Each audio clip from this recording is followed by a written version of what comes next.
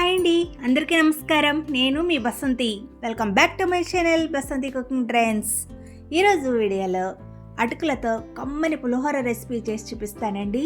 ఇది చాలా అంటే చాలా రుచిగా ఉంటుంది.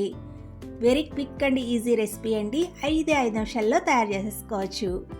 మార్నింగ్ బ్రేక్ఫాస్ట్గానైనా, లేదా నైట్ డిన్నర్గానైనా, లేదా ప్రసాదంగానైనా ప్రిపేర్ చేసుకోవచ్చు. మరి ఆలస్యం చేయకుండా ఈ టేస్టీ అండ్ ఈజీ రెసిపీని ఎలా తయారు చేయాలో ఈ వీడియోలో చూసేయండి.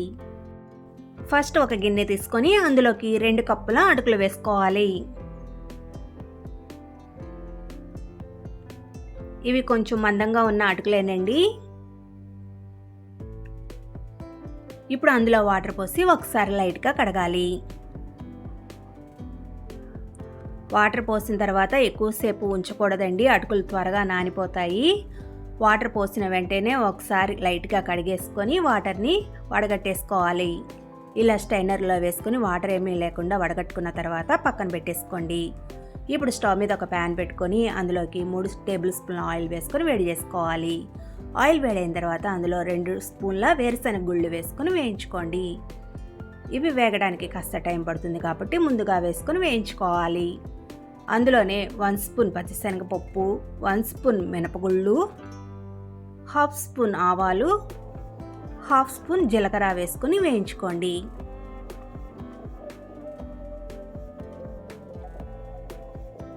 ఇవి కాస్త వేగిన తర్వాత అందులో 2 ఎండుమిర్చి కూడా వేసుకొని వేయించుకోవాలి. నెక్స్ట్ అందులోనే 3-4 పచ్చిమిరపకాయలను సన్నగా పొడవుగా కట్ చేసుకొని వేయించుకోవాలి. తర్వాత కొద్దిగా కరివేపాకు కూడా వేసుకొని వేయించుకోండి. స్టవ్ని లో ఫ్లేమ్లో పెట్టుకొని దోరగా వేయించుకోవాలి. తర్వాత 1/2 స్పూన్ పసుపు, రుచికి సరిపడినంత ఉప్పు, కొద్దిగా ఇంగువ వేసుకొని వేయించుకోండి. ఇంగువ వేసుకుంటే ఫ్లేవర్ బాగుంటుందండి. మీరు వద్దు అనుకుంటే స్కిప్ చేసేయండి. ఇప్పుడు అందులో మనం ముందుగా కడిగి వడగట్టుకున్న అటుకులు వేసుకోవాలండి. స్ట్రెయిన్ చేసుకోవడం వల్ల అటుకులు చూడండి చాలా పొడిగా అయ్యాయి. ఇలా అటుకులు వేసుకున్న వెంటనే మొత్తం మిక్స్ అయ్యేటట్లు బాగా కలుపుతూ ఒక 2 నిమిషాల పాటు వేయించుకోవాలి. తర్వాత సన్నగా కట్ చేసుకున్న కొత్తిమీర కొద్దిగా వేసుకొని కలుపుకోండి.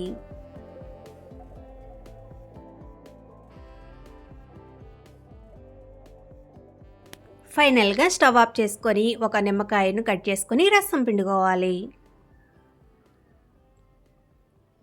ఇలా నిమ్మరసం వేసుకున్న తర్వాత మొత్తం మిక్స్ అయ్యేటట్లు బాగా కలుపుకుంటే ఎంతో రుచికరంగా ఉండే అటుకుల పులిహోర రెడీ. అంతేనండి, అటుకులతో చాలా ఈజీగా టేస్టీగా హెల్దీ బ్రేక్ఫాస్ట్ రెసిపీని తయారు చేయడం. మరి మీరు కూడా ఈ స్టైల్లో తప్పకుండా ట్రై చేసి చూడండి, చాలా బాగుంటుంది. ఓకే ఫ్రెండ్స్, ఈ రెసిపీ కనుక మీకు నచ్చినట్లయితే తప్పకుండా లైక్ చేయండి, మీ ఫ్రెండ్స్కి రిలేటివ్స్కి షేర్ చేయండి. మరిన్ని టేస్టీ రెసిపీస్ కోసం మన ఛానల్ను సబ్స్క్రైబ్ చేసుకోండి. Thank you for watching this video. We'll meet again in our next video. Stay tuned to Basanti Cooking Trends.